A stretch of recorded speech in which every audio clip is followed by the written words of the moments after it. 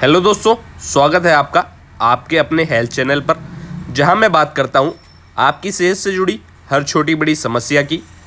दोस्तों, आज मैं एक ऐसी पेट की बीमारी के बारे में बात करूंगा जो लाखों लोगों को परेशान कर रही है, लेकिन अक्सर लोग इसे मामूली गैस, अपच या पेट दर्द समझकर नज़रअंदाज कर देते हैं। जी हाँ, मैं बात कर रहा हूँ IBS यानी इरिटेबल बाउल सिंड्रोम की। ये बीमारी जितनी आम होती जा रही है उतनी ही ज़्यादा लोगों को इसके बारे में जानकारी नहीं है। तो चलिए आज के इस वीडियो में हम जानेंगे कि IBS क्या होता है, इसके लक्षण क्या होते हैं, किन कारणों से IBS हो सकता है, इसकी जांच कैसे होती है, इसका इलाज और परहेज़ क्या हो सकता है, और सबसे ज़रूरी इसके कुछ घरेलू उपाय। वीडियो को लास्ट तक ज़रूर देखिएगा, क्योंकि ये जानकारी न सिर्फ आपके लिए बल्कि आपके परिवार और दोस्तों के लिए भी बेहद ज़रूरी है। सबसे पहले हम जानेंगे IBS क्या होता है।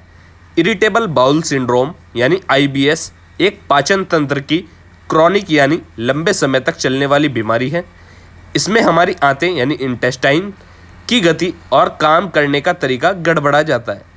IBS कोई इन्फेक्शन नहीं है और इसका कोई एक कारण भी नहीं होता, लेकिन इसका असर आपकी रोज़मर्रा की ज़िंदगी जैसे बार बार टॉयलेट जाना, गैस बनना, पेट दर्द, कब्ज़ या दस्त होना। इस बीमारी की खास बात यह है कि जब आप जांच करवाते हैं, जैसे ब्लड टेस्ट, इंडोस्कोपी, सोनोग्राफी, तो सब रिपोर्ट्स नॉर्मल आती हैं, लेकिन दिक्कतें बनी रहती हैं। इसलिए इसे फंक्शन डिसऑर्डर कहा जाता है। मतलब शरीर के किसी अंग में कोई चोट या खराबी नहीं, लेकिन उसका कामकाज ठीक से नहीं हो रहा है। अब बात करूंगा मैं IBS के प्रकार। IBS को 3 मुख्य प्रकारों में बांटा गया है। IBS-C यानी कॉन्स्टिपेशन प्रीडोमिनेंट, इसमें कब्ज़ ज़्यादा रहता है। IBS-D डायरिया प्रीडोमिनेंट, इसमें दस्त या ढीला पेट ज़्यादा होता है। IBS-M मिक्स्ड टाइप, कभी कब्ज़ कभी दस्त दोनों मिलते हैं। हर व्यक्ति का अनुभव अलग हो सकता है, इसके लिए इसका इलाज भी व्यक्ति के लक्षणों के हिसाब से किया जाता है। अब बात करते हैं IBS के आम लक्षणों की। पेट में ऐंठन या दर्द जो टॉयलेट जाने के बाद कुछ हद तक कम हो जाता है। बार बार गैस बनना या पेट फूलना, कब्ज़ या दस्त या दोनों, पेट भारी रहना, टॉयलेट करने के बाद भी पूरी तरह राहत ना मिलना, कभी कभी मिचली या भूख ना लगना, थकान और मूड ख़राब रहना।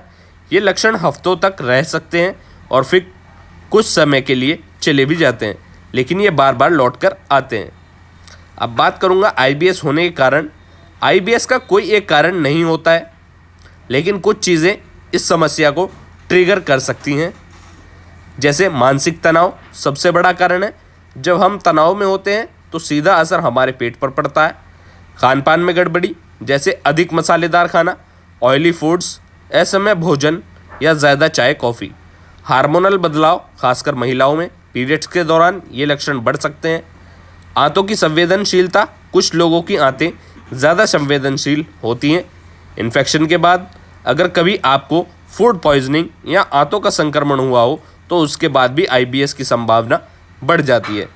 इसके अलावा नींद पूरी ना हो रहा, कम पानी पीना और शारीरिक गतिविधियों की कमी इसका कारण बन सकते हैं। अब बात करूं IBS की जांच कैसे होती है। जैसा कि पहले बताया, IBS की कोई एक जांच नहीं होती।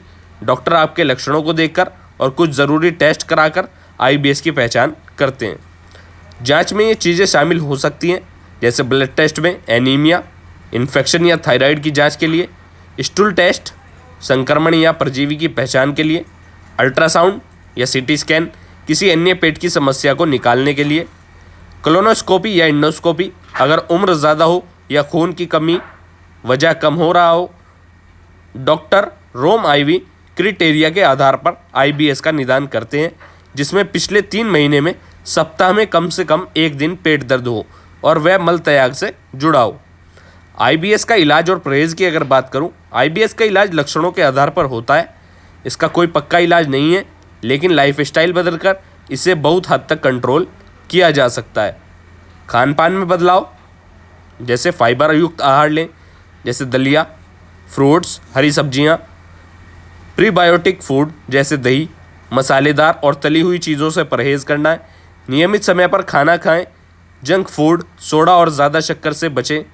तनाव कम करें, योग, ध्यान और प्राणायाम करें, दिन भर में कुछ समय केवल खुद के लिए निकालें, अच्छी नींद लें।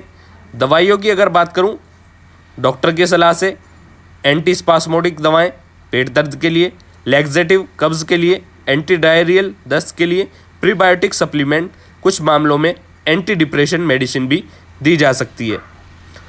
अब बात करूंगा कुछ आसान घरेलू उपाय जो आईबीएस में राहत दे सकते हैं। सौंफ और अजवाइन का पानी खाना पचाने में बहुत ज़्यादा मदद करता है। पुदीने की चाय गैस और ऐंठन को कम करती है। हल्दी वाला गुनगुना दूध सूजन को कम करता है। एलोवेरा जूस आंतों की सफाई में मदद करता है। छाछ में भुना हुआ जीरा और काला नमक पेट को ठंडक देता है। इन उपायों से तुरंत नहीं लेकिन धीरे धीरे आराम मिलता है, इसलिए धैर्य बहुत ज़्यादा ज़रूरी है। तो दोस्तों, आईबीएस एक गंभीर लेकिन कंट्रोल में रहने वाली बीमारी है। सही जानकारी, संतुलित जीवन शैली और मानसिक शांति से इसे काफ़ी हद तक संभाला जा सकता है। अगर आपको ये वीडियो पसंद आया हो तो इसे लाइक करें, शेयर करें और चैनल को सब्सक्राइब करना ना भूलें। अगर आपके कोई सवाल हैं तो नीचे कमेंट में ज़रूर पूछें, हम हर सवाल का जवाब देने की पूरी कोशिश करेंगे। फिर मिलते हैं एक नई हेल्थ वीडियो में, तब तक के लिए स्वस्थ रहिए, खुश रहिए, धन्यवाद।